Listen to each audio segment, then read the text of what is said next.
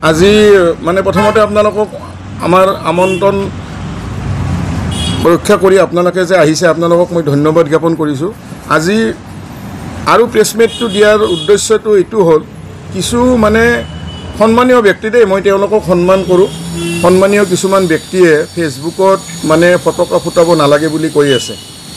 তাৰ কাৰণে মানে মই আগতেও কৈছোঁ যে দুৰ্গা পূজাৰ কিছুদিন পিছলৈ মানে ইমান ধুনীয়া বিক্ৰী হৈ আছিল। এই ফেচবুক পোষ্টবিলাকৰ পিছত মানুহে ৰাইজে তাৰমানে ফটকা ফুটাব ভয় কৰি আছে।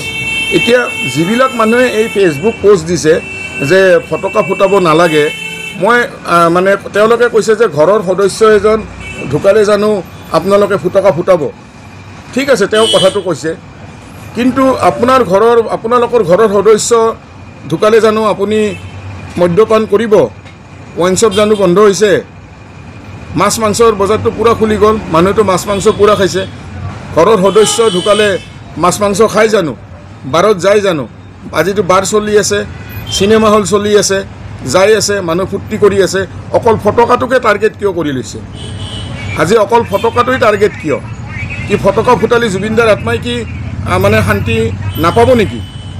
মই আজি যিবিলাক মানুহে এই ফেচবুকত পোষ্ট দিছে তেওঁলোকে মোৰ এইটো উত্তৰটো তেওঁলোকক ফেচবুকত দিয়ক যে মই কৈছোঁ জুবিন দা আমাৰ অসমৰ কাৰো ঘৰৰে সদস্য নহয়, তেওঁ অকল ফেমিলিটোৰ সদস্য। বাকী আমাৰ গোটেই অসমখনৰ কাৰণে জুবিন এজন মানৱৰূপী ভগৱান। আমি জুবিনদাৰ, মই নিজে মৃত্যু যেতিয়ালৈ নহয় মই সদায় জুবিনদাৰ নামত মই চাকি দিম, সদায় মই ঘৰত মই জুবিনদাক মই পূজা কৰিম। আৰু সোধক আপোনালোকে, নাজানো। তেওঁলোকে কৈছে যে মই বোলে তেওঁলোকক ধমকি দিছোঁ। মোৰ লগৰ এজন মোহিত, তেওঁৰ ভাবুকি যিটো ফেচবুকত ভাবুকি দিছে মোৰ ফটকা আনি জ্বলাই মানে পানীত পেলাই দিব, তাৰপিছত তাৰ প্ৰেছাৰ হৈ আজি 3 দিন বিচনাৰ পৰা উঠিব পৰা নাই।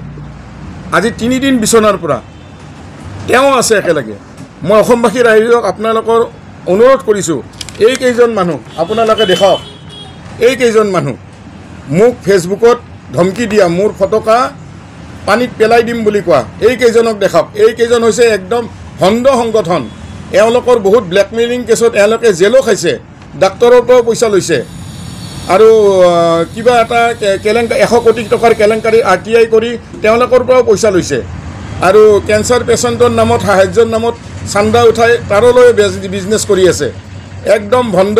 অসমৰ কোনো ব্যৱসায়ীয়ে কোনো মানে ব্যক্তিয়ে যাতে এওঁলোকক কোনো কেতিয়াও অনুদান আগনবঢ়ায়, মই অসমবাসী ৰাইজক মই অনুৰোধ কৰিছোঁ, আপোনালোকে গোটেই অসমত দেখুৱাওক এওঁলোকক।